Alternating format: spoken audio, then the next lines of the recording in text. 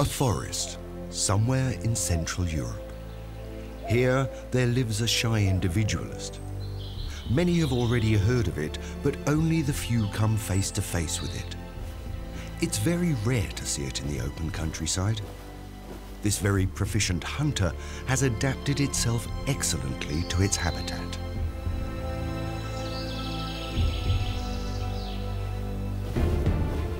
The northern goshawk. For many, the embodiment of the term bird of prey. Probably no other bird in Europe is disliked, ruthlessly hunted and killed as they. But what is the goshawk's actual role in the bigger picture within nature? What makes birds of prey such unique and fascinating hunters of the skies?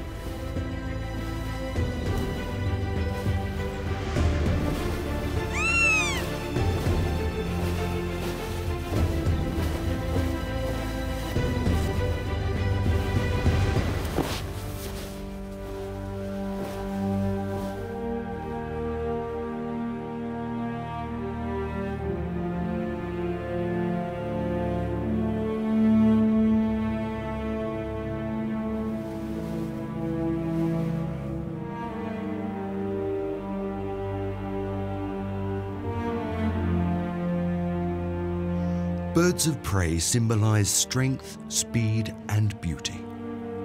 They attract more superlatives than any other animal species. They are not only successful executioners of the most phenomenal flight maneuvers, but also command one of the most ingenious hunting techniques and are in possession of the best sensory abilities. Throughout evolution, they have adapted to varied habitats and to their choice of prey. Their choice of breeding ground is as varied as their diet is. Birds of prey are the masters of the skies. They have conquered every habitat on Earth, from the hot, dry south over cool and damp river valleys. From the coast of Norway upwards until the bleak landscape of the world of mountain peaks. Some birds of prey can even hunt in dense forests. But those who fly here have to be fully in control of their aviation skills, exactly like the goshawk. It uses the forest for cover.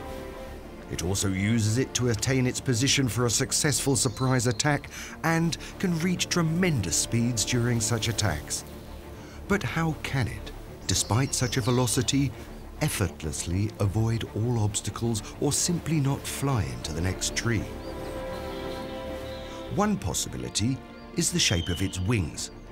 They've got a relatively small width span of only around 1 meter, ideal for tight spaces. The long tail acts not only as a rudder, but also as a brake.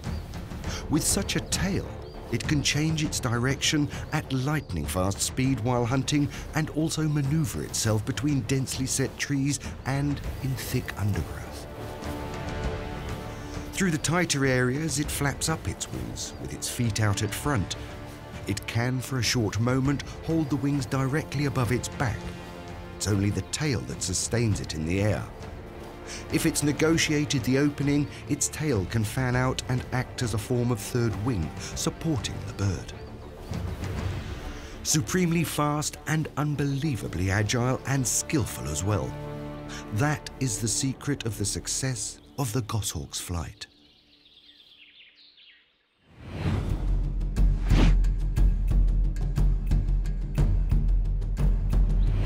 The goshawk's entire body is geared up for hunting. Aside from its astonishing aeronautical skills, it has long dagger-like claws with which it not only grabs its prey with, but also kills it. When clenching their prey, the claws dig in from behind and penetrate deep into the body. The victim dies often most quickly from internal injuries. And the goshawk also possesses extremely efficient eyesight. It is thanks to that it can concentrate on its prey and still instantaneously avoid obstacles. A flight through the forest, from our point of view. And this is roughly how it looks from the goshawk's point of view. While we see with only one fovea per eye, birds of prey have two. Here is an impression of the vision with one pair. It can chart its surroundings with a view forwards at the same time. That is how a goshawk can exercise such exact precision and avoid obstacles. Now the same flight again with the second pair, which is more orientated forwards and serves things in close-up. With this pair, even in the densest forest, the goshawk always has its prey in view. With this extra capability, the field of view is substantially enlarged. With the one pair of fovea, the goshawk can survey its environment, and with the second pair, it can look ahead at the same time. The fact that both cones of view overlap affords the raptor a spatial view that is still effective in very low lighting conditions. Birds of prey are gifted with the most efficient eyesight that evolution has ever created. Added to that, it has yet another exceptional quality: the resolution of the retina. What goshawks can see is 3 to 4 times sharper than that of humans. Finally, there is one last remarkable characteristic. It is like having an inbuilt pair of binoculars. It can recognize smaller objects from a greater distance, around 6 to 8 times stronger than the human eye. Thanks to this extraordinary visual ability, there is nothing that escapes its attention. A flock of pigeons, from our perspective. The goshawk not only sees everything more clearly and much closer up, but also has an entirely different perception of movement. In comparison to humans, birds of prey have a greatly increased temporal resolution capacity. Humans need only 18 pictures per second to recognize the appearance of film-like movement. The goshawk can perceive up to 160 per second as individual pictures. However, even the best sensory abilities are no guarantee for a successful hunt. Within a flock, it's difficult for the goshawk to zoom in on one target. Its chances are only increased when it can separate one of the slower pigeons from the flock. Mostly that would be ones that are ill, weak, or injured. The situation is totally different when it's one animal in sight. The goshawk is the master of stalk and surprise hunting. It waits patiently for the right moment and then in an instant begins its attack. The goshawk will strike anything that it can overpower. Its spectrum of prey can range from a mouse to a rabbit, from smaller birds to a goose. Stronger goshawks can overpower animals weighing up to 3.5 kilos. The hooded crow seems to be in luck, but the goshawk simply changes its course and begins the attack again.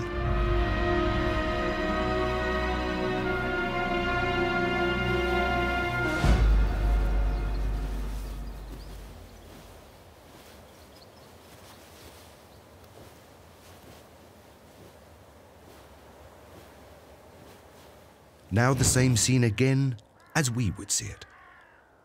The entire hunt is over in a fraction of seconds.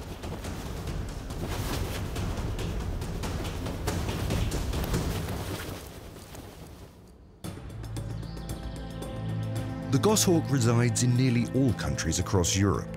It can live in all types of forests. It can also live in cities and villages. You can even find it active in parks and cemeteries. What is important is that its environment offers enough prey and enough cover for its specialized form of hunting.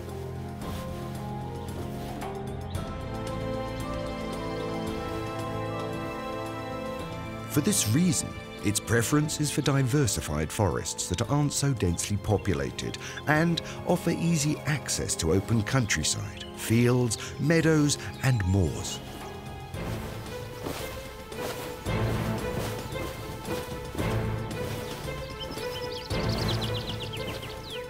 Here at the sparsely populated edge of a forest is where the largest selection of prey is on offer.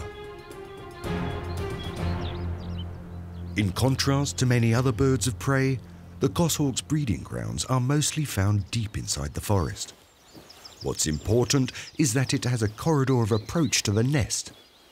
The nests are most commonly found in large old trees at a height of 20 to 25 meters above ground.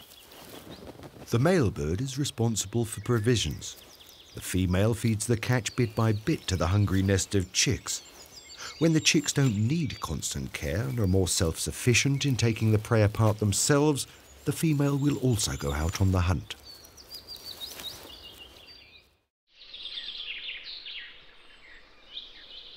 The common buzzard often sits nearly stock still for hours on a perch in wait of its prey. For the bird, it is an economical form of hunting. One can see it in all seasons along roads and paths, even along roads busy with traffic. The buzzard counts as the smaller version of the eagle. However, it has a wide wingspan and is considered a master of gliding and sailing. Like the goshawk, the buzzard is ruthlessly pursued. Some believe that it is to blame for the decrease in small game, but for larger prey this buzzard is too weak. Anything above the size of a wild rabbit is too big for it. The common buzzard is the most common bird of prey in Europe, thanks in part to the rich variety of food that humans inadvertently impart. It mainly feeds on voles. Whereas the goshawk prefers the close confines and the cover of a forest, the common buzzard prefers open countryside, meadows and fields.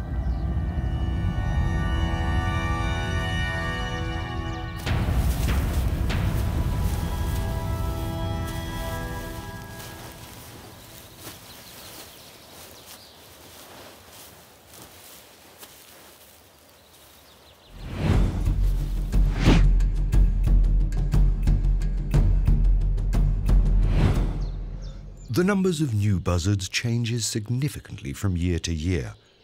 In years where there are plenty of mice, many more common buzzards survive as in years of reduced supply. Therefore, it is the food on offer that regulates the number of buzzards and not the buzzards that are responsible for the numbers of its prey. For these young buzzards, the lack of supply this year has marked consequences. Because there is not enough to eat, their hunger causes them to attack a sibling, pecking away until they're dead. It is both horrific and shrewd. It is only then that their chances of survival are increased.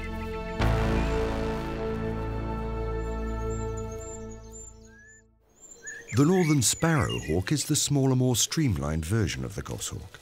It uses a different strategy to ensure a more successful breeding. They attempt to counter the loss by producing a larger litter.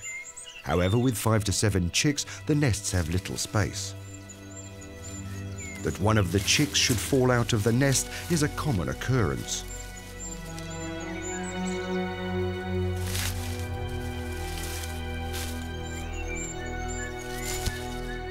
The chick has managed to survive the long drop. However, a chick that has lost the protection of the nest is in big trouble. The parents will not worry about a chick that has fallen out. Alone and helpless, it has no chances of survival on the forest floor.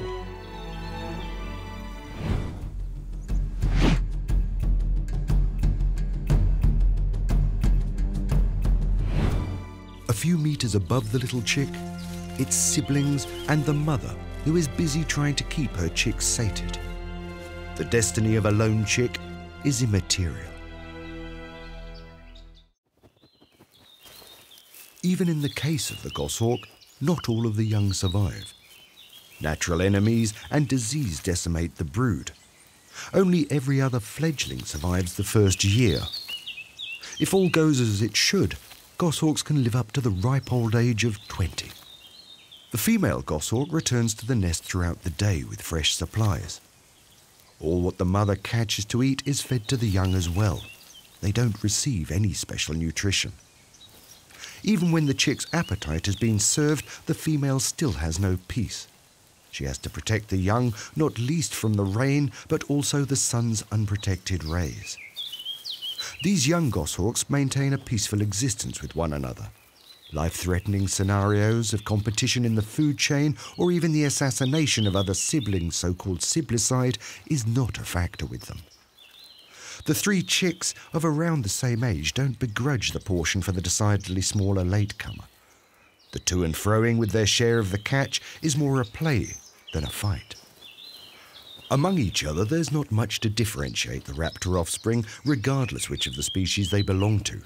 Something yet to be explained is why the offspring have mostly a white down. It's certainly not a camouflage.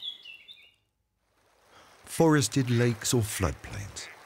Here you'll find the favoured breeding site of the western osprey, also known as the fishhawk. In matters of where they breed, they're adaptable. As such, they've increasingly built their nests on top of high-voltage pylons, due to a shortage of nesting sites in the overcultivated forests, and quite simply, one has the best panoramic view from there. The osprey is the success story of a true specialist. Although it can be found all over the world, it can only be found close to its food source: fish, and plenty of them. The building of such a large nest is an extremely arduous affair. Every twig and every branch has to be brought up one at a time. But it seems that when it comes to security, that extra bit of effort all seems to be worthwhile.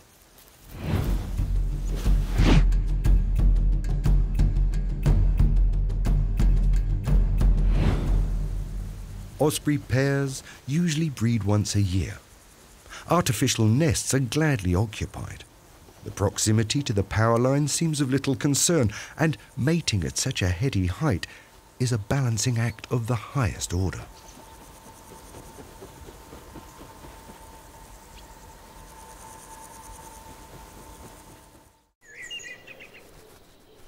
The young goshawks, in the meantime, are now around 3 weeks old.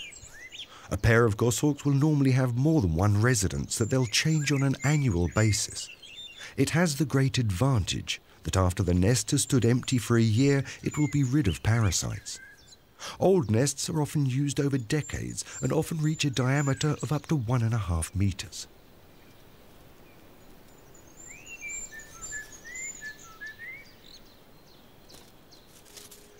Even the young goshawks learn to keep their nursery tidy from an early age. As soon as they can walk, they hop to the edge of the nest and make sure their droppings fly a long way from the nest. Their cleanliness is purely instinctive, exactly in the same way that they regularly do a bit of training for their flight muscles. This is the hunting territory of another kind of eagle, the short-toed snake eagle. As its name suggests, its diet is made up primarily of snakes. Whether poisonous or not is of little concern. Once it has seen the snake, there's no escape. As opposed to most other birds of prey, the short-toed eagle's claws, as the name suggests, are relatively short. They're more suited to keeping the reptiles still. The short-toed eagle is not immune to the snake's venom, but it does know how to safely render them powerless.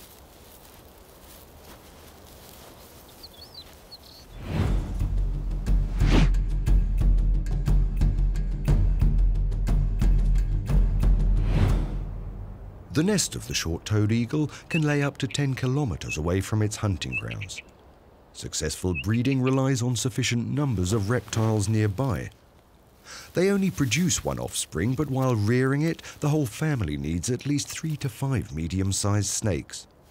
And that's per day.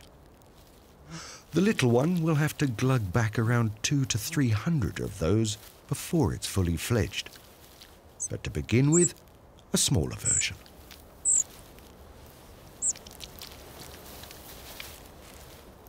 And if it should be that the mother has overestimated a little, she's always on hand to give a little help gulping it back.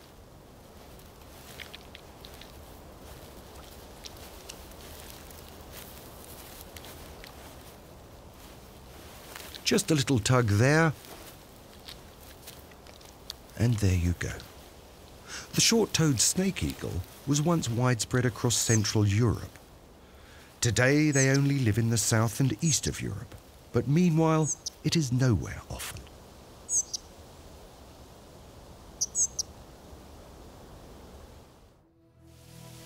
Expansive plains scattered with islands of trees, sometimes a low mountain range as well.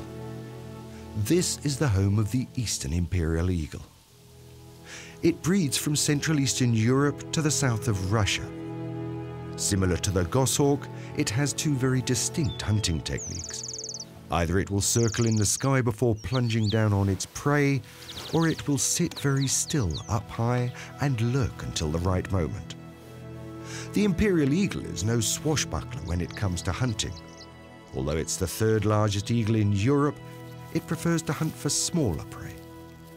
Ground squirrels, or perhaps a hamster now and again.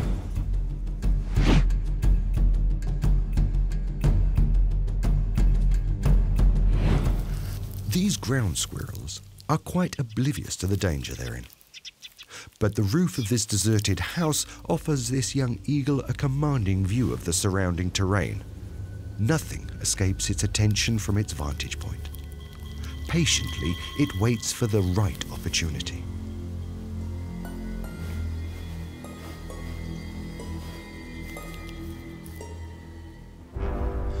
An imperial eagle can weigh up to 4 kilos. As such, every hunting attack is a major effort.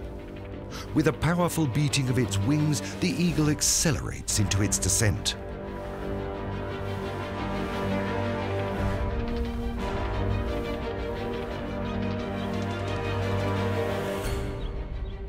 The ground squirrels are suddenly aware of the impending danger.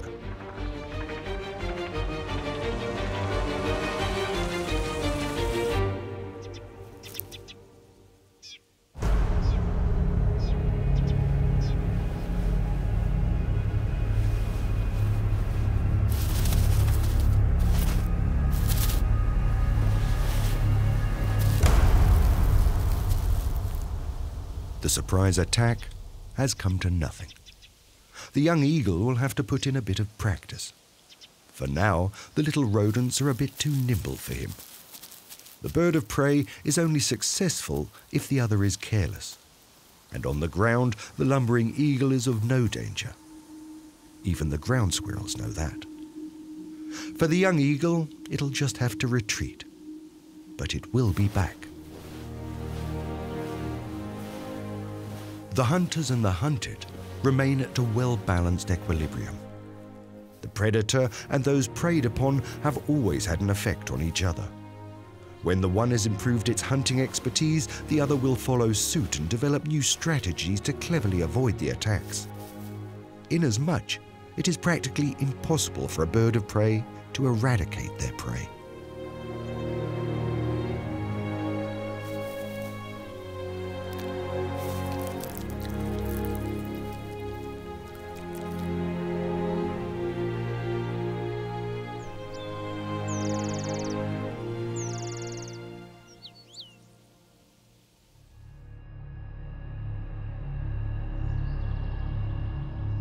In comparison to the talents of this bird of prey, the other eagles of Europe are moderate hunters.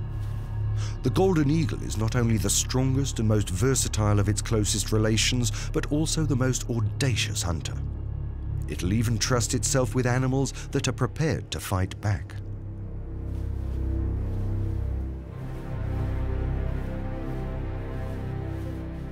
And so it is with a young fox, which sits so defenseless.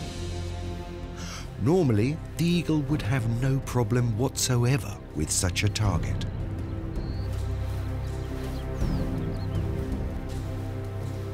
Foiled. And when on the ground, the golden eagle is at a distinct disadvantage.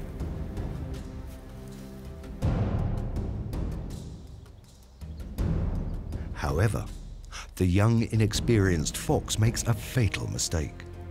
It walks probably out of curiosity towards the eagle immediately takes its advantage and plunges down with its claws onto the fox's head. With such a vice-like grip of its long claws, the golden eagle can penetrate the skull of its victim mostly by the first clinch and thus, in seconds, kill it.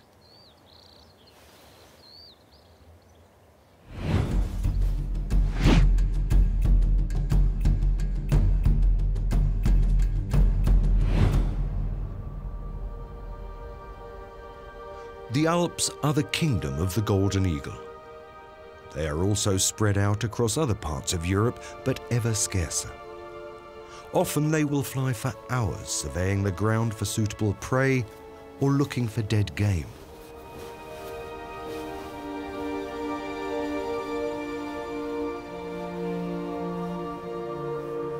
The golden eagle mostly sails or glides over the steep slopes. The wider the wingspan, the lighter the body of the bird, all the better for carrying heavy weights. In the case of the golden eagle, it is built in perfect proportion. Its wingspan can reach up to 2 meters. They're wide and long and perfectly suited to hoist and carry the eagle over wind currents. It's also thanks to these formidable wings that the eagle is able to transport prey which at times are heavier than itself.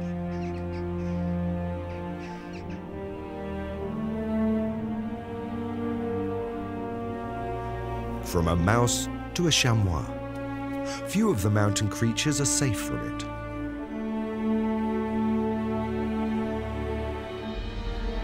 Often its attacks are at lightning speed, the element of surprise being the secret to its success. The golden eagle has caught out many an alpine marmot by such a tactic.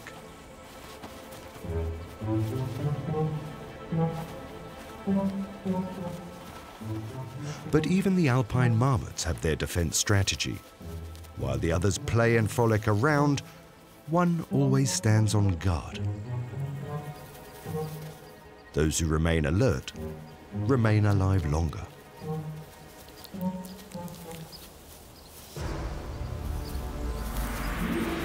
While hunting, the golden eagle can reach speeds of up to 160, even 190 kilometers per hour. A short cry, that means an eagle is approaching. All back to their burrow immediately.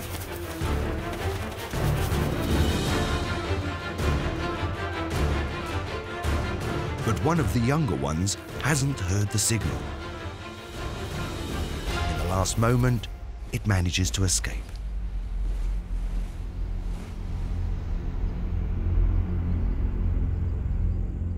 Whereas the golden eagle hunts its prey primarily by circling the skies, the goshawk uses alongside the surveillance flights another hunting technique.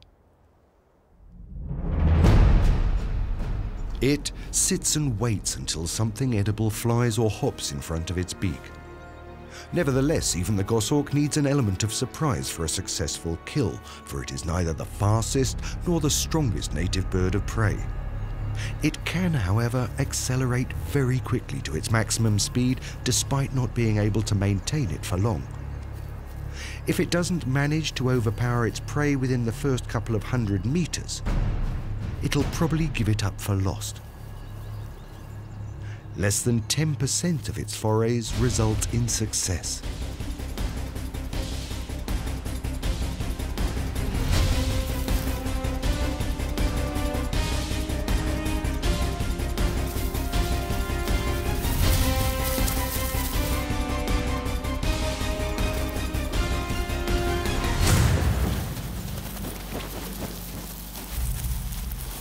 The deadly vice-like grip of the goshawk brings the hunt to an end.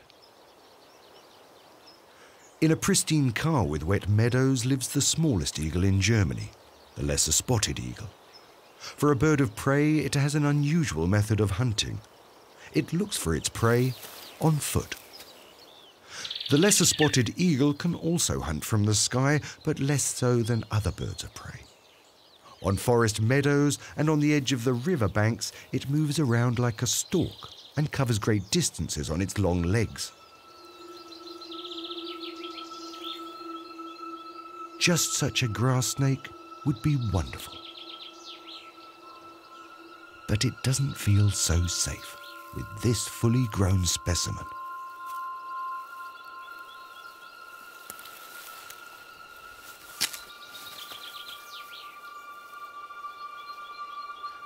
There's certainly some easier prey somewhere else. As unusual as its hunting method is, the only superlative that can be attributed to it is sadly that it's the most endangered eagle in Central Europe.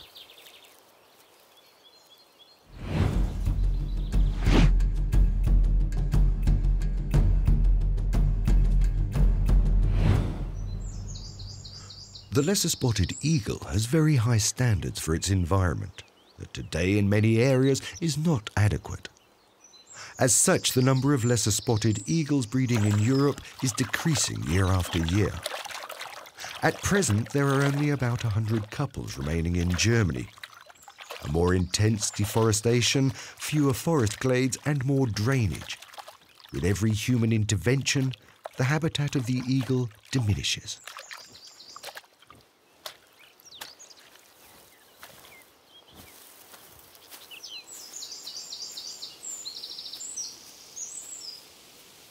The last indigenous pairs breeding in Germany live today in cultural landscapes that are not the subject of intense farming.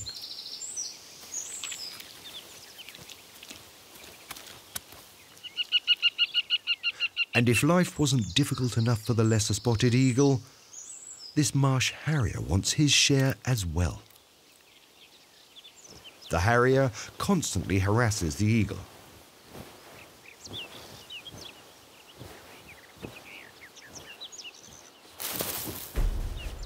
Finally, the lesser-spotted eagle has had enough of the troublemaker.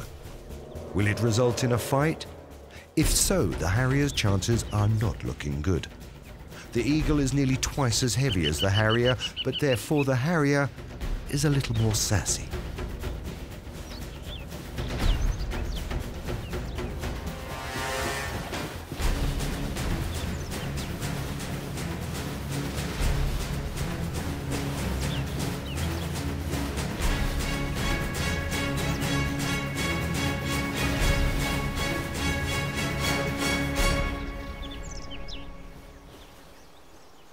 Apparently, the eagle decides that it just wants a bit of peace and heads off into the wilderness. And the harrier finally gets its prey. In a landscape where there are small clusters of trees and the meadows are bordered by deciduous forests, there is another bird often in search of nourishment which has the most unusual hunting method of all the other birds of prey. The European honey buzzard. This large bird feeds itself, amazingly enough, mostly on insects. The larvae and pupae of wasps and bumblebees make up the largest part of its diet. To get to them, it digs them out.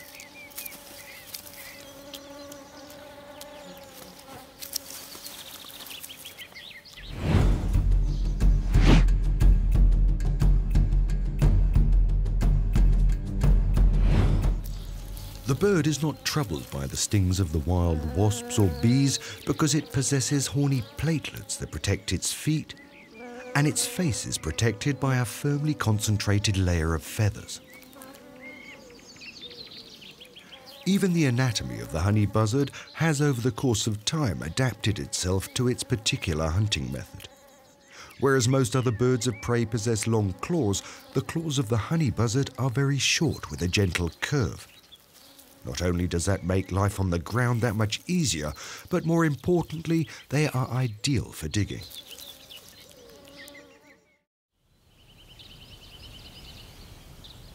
The hunting grounds of the goshawk are the borders of the forest. From its perch within the cover of the trees, it surveys the surrounding countryside and waits for potential prey. It can without problem also hunt in dense forests. However, hunting in open country has some distinct advantages. Firstly, the visibility here is paramount, and there are no obstacles to impede the hunt. And secondly, the victim has no easily available place to hide, leaving them more or less defenseless for the entire flight route.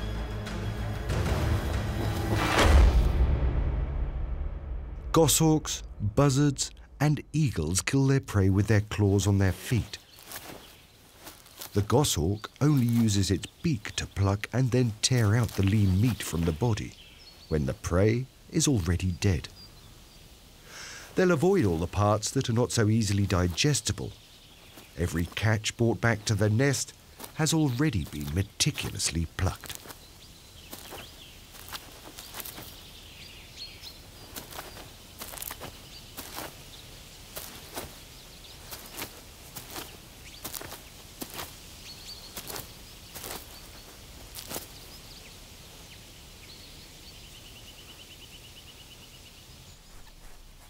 For the young goshawks, there is little distraction in the nest.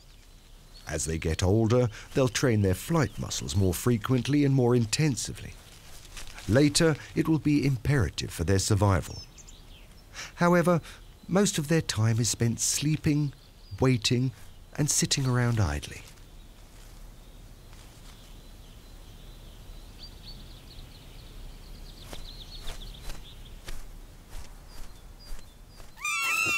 When the young goshawks are bigger and stronger, the delivery of supplies starts to become increasingly unruly.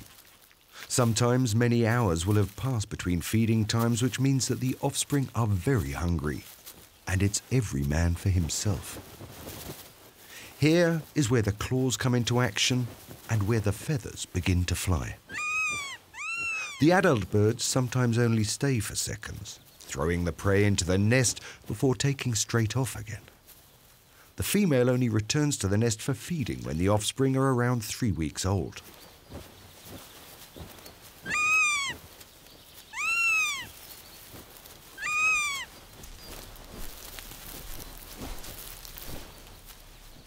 However, even when the young ones are alone in the nest, the parent always has an eye out. The danger that an enemy will take advantage is too great.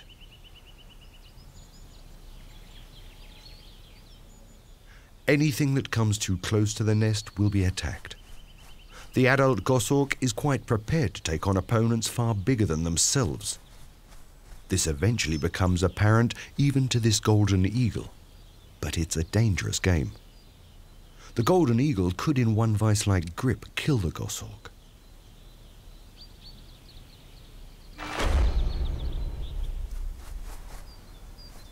But the goshawk has the advantage. It is much more agile and faster. Again and again it swoops down on the larger eagle. It only ceases its attack when the eagle withdraws and the danger for the offspring has been averted.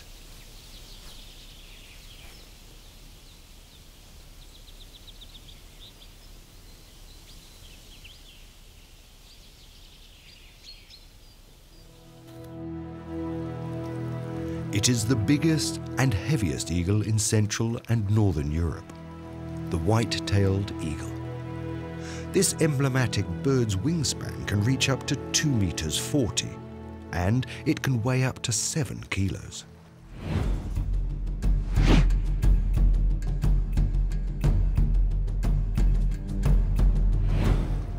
Their population across Europe also dramatically declined until the middle of the 20th century. Thanks to extensive protective measures, the situation has now significantly improved.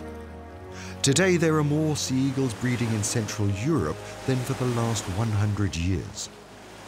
Nearly half of the breeding pairs live on the coast of Norway, and thus in an environment of extreme climatic conditions. However, here the bird can find a secure spot to build its nest in the calm forests along the vastness of the Atlantic and the extensive open countryside.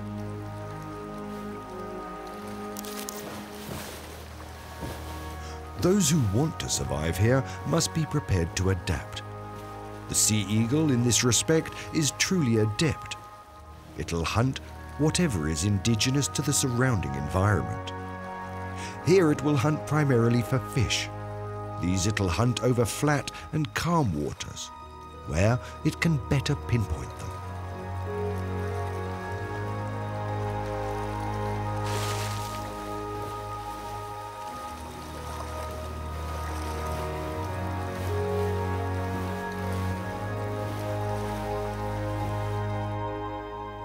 Although a breathtaking backdrop, high up in the north and on the rugged coastline of the Atlantic, it doesn't always remain so romantic. Above all when the fog rolls in from the sea to the land. It's not unusual that such conditions will be followed by entire days of bad weather. At such times, the nursery of the sea eagle becomes pretty uncomfortable. The powerful flapping of the wings not only invigorates the muscles, but helps to keep warm.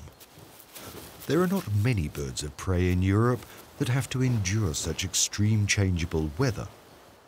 A stable nest, however, offers an excellent protection. Were it not for the bothersome screeching seagulls.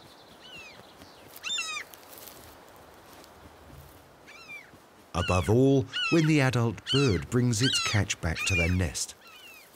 Considering the pesky troublemakers, the female doesn't remain long at the nest. She throws the food in and quickly takes off again. The young eagles will have to deal with the grumblings of the neighbours on their own.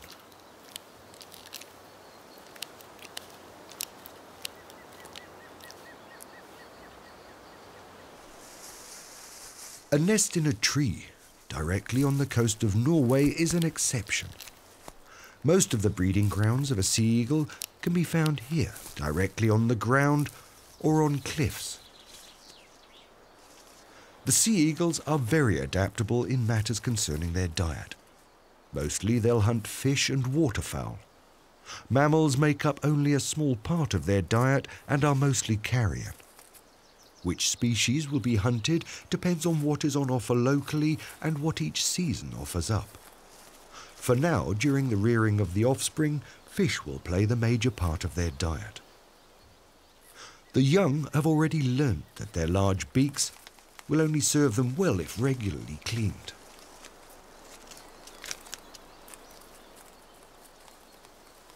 After 80 to 90 days, the young are fully fledged and take leave of the nest. The offspring will remain under the care of their parents for some time before eventually flying off to find their own territory. Whereas the adult birds usually remain close to the breeding ground for the entire year, the young roam far and wide and eventually leave. Until that point, however, they are killing time. Everything interesting will be investigated. Perhaps it's something to eat, or at least something to be played with.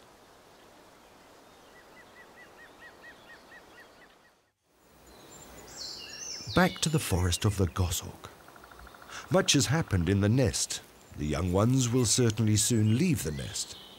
In contrast to the adult birds, the young goshawks have another colouring. They've got a red tint to their underbelly with black spots. Before they'll leave the nest, they'll have to do some intensive flight muscle training. It will be vital for their future.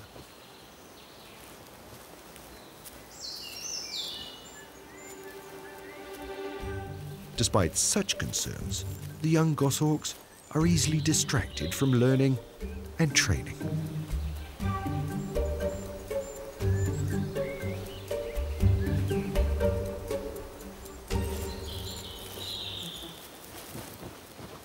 Now, at an age of between 40 to 45 days, they'll make their first attempts to branches close by.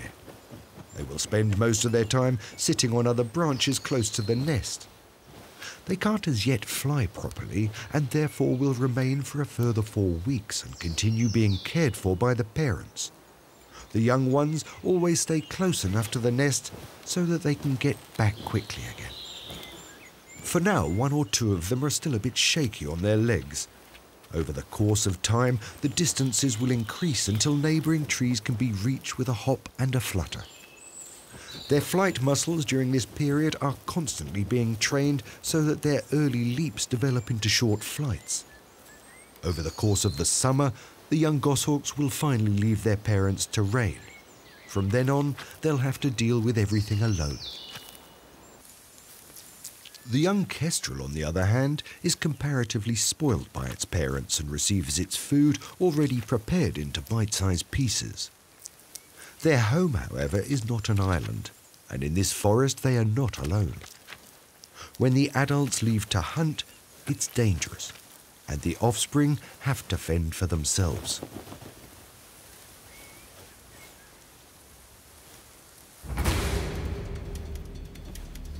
However, what returns is certainly no kestrel, but instead a young, very hungry goshawk.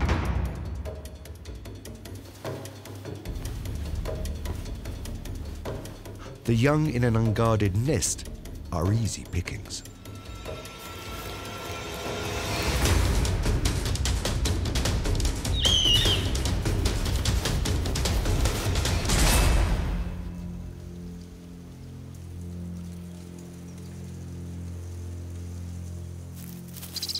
Birds of prey have no inhibitions to kill their fellow species. What can be overpowered will be battered. The goshawk is more than capable of taking the offspring of other goshawks from a foreign nest and then feeding them to its own. It is only their own offspring that will be spared. The kestrel has noticed the attack.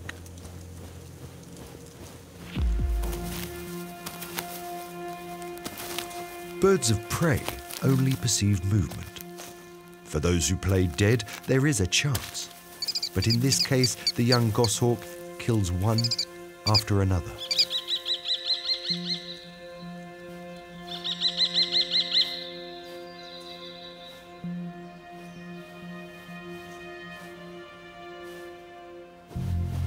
The adult kestrels have to watch helplessly.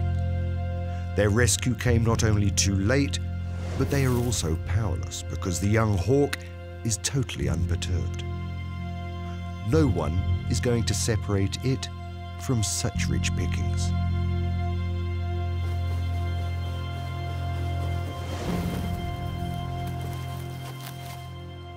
At the end of it all, only one young kestrel has survived.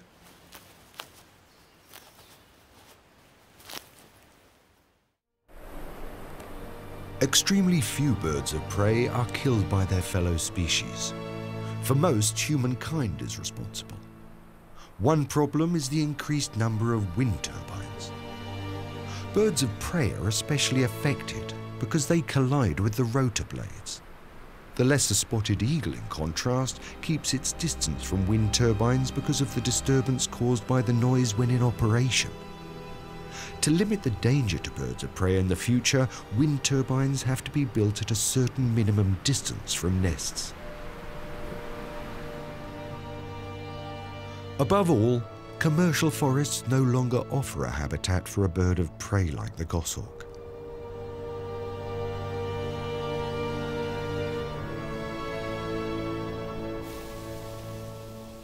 Monocultures are neither a habitat for the hunter nor the hunted. What's here for a bird of prey to hunt? Which prey is meant to still live here?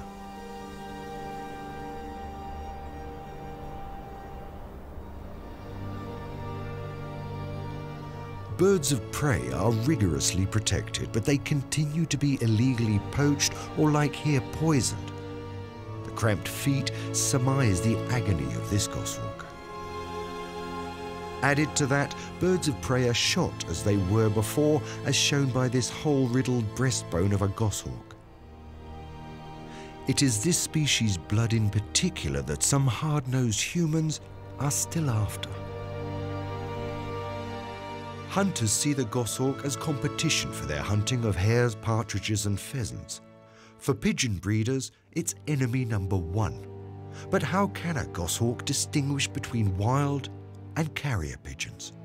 It's often forgotten that birds of prey more often hunt ill, weak or injured animals, inasmuch they maintain a healthy balance of the population. For the goshawk, as for the buzzard and the eagle, hunting is not a hobby. They hunt to survive. They don't kill out of boredom or out of a desire to kill, they kill because they're hungry. Birds of prey lived on the earth before there was any trace of humankind. In this infinite period of time, they haven't eradicated any of their choice of prey, in sharp contrast to humans. Birds of prey are fascinating animals. They are equipped with extraordinary abilities. Thereafter, it is up to us to secure the survival of the hunters of the skies.